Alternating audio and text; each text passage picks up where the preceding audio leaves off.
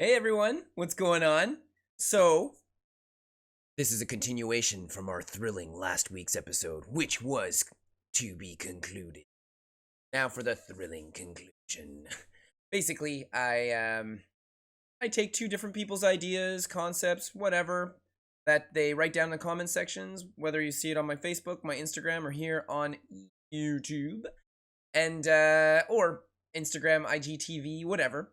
And I will take them, mash them up to create some fun, monstrous, and new thing on this Monster-Mash-Up adventures that I do. Last week and this week, I did something a little different because, every single, week, I always do kind of the same thing where I mash up these two ideas and they're always sketches. So I thought it might be cool to show you, an actual illustration from start to finish. That's also a mashup at the same time. Another thing to mention real quickly, for those of you watching, if you live in the Montreal, Canada area, there's going to be a Montreal Comic-Con from the 3rd, 4th, and 5th of December. So if you are able to go to this convention, I'm pretty sure it's free to get in, or it's like $5, it's super cheap. I'm going to be there, I'm going to have a table, I'm going to be selling a bunch of my drawings. All these monster mashups I do, at the end of the year, put them in one fancy, cute-looking little book. And then I end up selling these books for pretty cheap at conventions. Anyway, this is really fun. I also sell my manga, so if you're ever interested in my manga Blythe, you can pick these things up there at these conventions. And for this week, we are going to get back to doing our mashup of Sailor Moon's Sailor Mercury and Azur Lane as a concept to make her like a cool, cute little ship girl.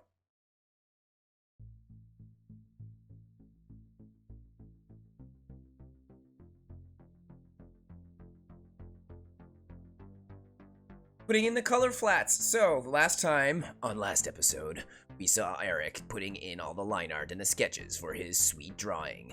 This week, get ready to see him do some flat colors, the longest, most boringest thing known to man or woman or extraterrestrial when involving these sort of things.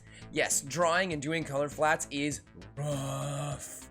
I kind of got this beat of watching old school Simpsons episodes because I've seen them so many times. I know them by heart, so I don't need to pay 100% attention while doing this often because, filling in all those flat colors just takes a long time. And I'm so used to working in the field where if ever you need to make mild changes and things like that, I separate all my colors on different layers because of this. So I basically, my files can end up being kind of heavy, but I got a computer that can support that, which is amazing. I love my computer. It cost me an arm and a leg, and I'm still paying for it.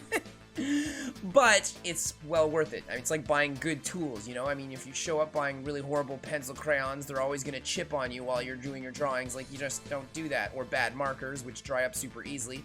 It's the same thing when it comes to working digitally. Filling in all those flat colors takes a long time, very tedious, however, it needs to be done. While doing this, a lot of the times I'll notice little things I don't like maybe, because, you're looking so close at a drawing all the time, so maybe I'll notice, the foreshortening on her left arm here, that is just way too thin, so I want to thicken that out, make her arm a little bit bigger. Also, on her side, I didn't like the little eyes that I made, I wanted to make something a little better, maybe. You'll see I have to put a line there, so this way I can add some blue, so it kind of structures her costume a little differently. It's going to make it feel a little more Azur Lane-ish, because before that, I felt like it was looking too Sailor Mercury. And I don't mind, I like the Sailor Mercury look, it's just I need to add a couple of aspects that you had seen in Azur Lane, that's one of them. Also, I put kind of an under-boob window, that's, I think half the characters in Azur Lane, or the more popular ones, all have that. So I threw all of that in there, and once you're done with the flats, that's when I get to work on putting in shading, highlight, and effects. As you can see with the hair, putting in all the hair shine, then I remove that visor so I can really get in on the eyes, make them look pretty, and then I put the visor on top of it, which kind of gets rid of a bit of that detail, but the visor itself is really cool, and it's a fun Sailor Mercury thing that I always really loved. One thing to mention too is originally I wanted to put that visor and have tons of little robot-y analysis things and stuff like that going on there, like a heads-up display. But in the process of doing it, I found it was too busy, there's too much going on, and because of her size on the actual illustration, because I picture this being printed out at 11 by 17, for sale at conventions or things like that, it's too small to notice, and it's just gonna look like a mess. So rather than that, I'm just going to put the nice shine and make it look a lot smoother. You're also starting to see that I'm putting some more shading here on other parts of her. I like to work my way down, you know, so I'll start with my hair, my eyes, then everything that's white, then everything that's, I usually call it like extra 1 and extra 2, where I'll do like golds or silvers or little things like that, and then I'll put in clothes 1, clothes 2, like, I name every single one of my layers, so this way, if ever I go back, I can just find everything instantaneously, work on it super easily. I wanted her little skirt to look transparent. At the same time, I want her visor to be transparent, and at the same time, I want her sword to be transparent. I put them all in the same layer. This can be risky depending on your levels of transparency that you want, but I've been doing this long enough that I kind of knew how I was going to tackle it. So, you know, I would just section off parts using the lasso tool to make sure I don't mess around with other parts, and then I would erase what I don't want. When I do things like this, I always have a second layer that has all of them on there that I just hide, and I'll name it something so that I don't forget that that's what it is. So this way, if I do make a mistake, then I can just go back and grab the part that I messed up on. All of these things are like ways to save massive amounts of time on the long run, because there's nothing worse than spending like 40 hours on a drawing, and it could have taken you 20. And it happens to a lot of artists, and it happens even to me sometimes, where I'm not paying attention. I'm like, oh, come on. And then you gotta go through and just do all that extra work. So, moving on here, like this video is a lot longer than my last ones. Usually they're like 3 to 4 minutes max, but because I'm doing such a polished illustration, there's a lot more going on and a lot more to talk about, and I didn't want to speed up the video so it went by in 3 minutes, just because then you, the viewer, won't be able to like have a good concept of how I'm working and what I'm working on next. You can see that, you know, like, unlike my sketch where I'll kind of go all over the place and then do work here and then the leg and then maybe the face a bit and then over to the gun and then back to the face a bit, when it comes to line art, I kind of make my whole way down, and then when it comes to flats, I'll fill in all the sectioned colors, like this is what's blue, this is what's gray. And then when it comes to the actual shading and highlights, I find myself actually sectioning things off as well, you know? So here you can see now I'm working with all my darker grays. So I'm gonna work on one area as darker gray, next area. And you'll also notice I like to go from dark to light. It's kind of like a pastel way of doing things, because when you're working with pastels, you usually work with the darker colors first, and then you slowly work with light colors.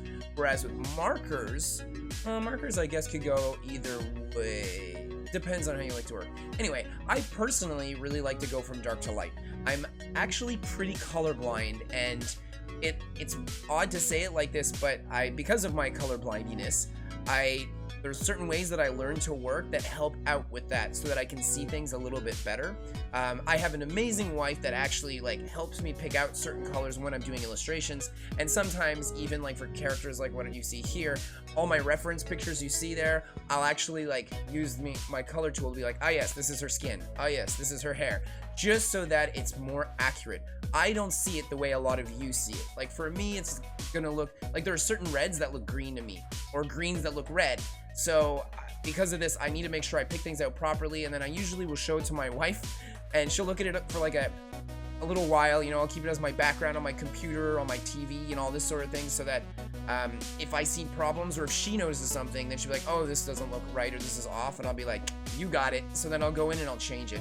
Honestly, having like a disability, an art disability, like being colorblind, but loving color so much, has made me more of a humble illustrator, I guess. Like, I'm not gonna complain. Like, if my wife is like, this looks off, I'll be like, you got it, and then I'll change it until she says, good job, Eric. And I will very rarely complain about it. I like making my drawings very, I like the colors being very saturated, and that's something that's, you know, like even she was like, oh, maybe you should work more pastel-y, and I used to back in the day, and I know I can do it, but because of my color blindiness, I see a lot of saturated colors better, so I just like it, and it kind of feels like it gives off that anime vibe too, and I love watching cartoons, so that's what I want it to look like.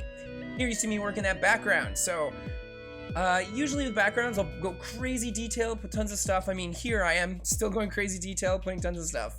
A lot of snow, a lot of ice. I really wanted to have that cold feeling. So it looks like maybe she's in the Arctic or maybe she's on another planet. I mean, we've got the moon in the back there, so clearly she's on Earth. But I definitely drew that Sailor Moon in a Sailor Moon fashion. I mean, it's very thin. Like, it looks like you could take that thing and, you know, like really boomerangy. I thought at one point maybe I would put in all those lines, like ocean water lines that you have, and I started working it, and I was like, no, that's too much going on, especially with all the ice that's here. Obviously, all my connector pieces that you can see, I'm working on them here. I wanted it to feel kind of like water that's going through and like interconnecting all of her pieces. I decided to throw her sword behind them. At first I was like, oh, I want it ahead of like that water piece, but then I was like, the more I looked at it, this is one of those things where I looked at it on my computer screen for like a couple of hours or a day, and then the next day I was like, nope, I want it behind it. So that way it feels like there's more going on like in the foreground and in the background, and like it feels more interconnected as opposed to just being like, this is the character, this is her rigging. I added more ice down at the bottom, started adding some like effects and texture all over it so it really gives it a colder look. Here's a couple of close-up views of her face where you can see I didn't put all that technology on her visors. Close-up view of her sweet boat girl rigging over here. She would be a light cruiser. I really designed her to be a light cruiser. She's got all the rigging for it, and I gave her a couple of missile bays. Torpedo bays that you would kind of find like mixed between the Northern Parliament and Sakura Empire. Those aren't my favorite factions, but I love them. Really, I love all the factions in Azur Lane. I'm a huge fan of that series. I just think that the designs are beautiful, and I love bullet hell style games, so it's really cool. This was a super fun drawing to make. Have an awesome day, and I will see you all next time. Bye!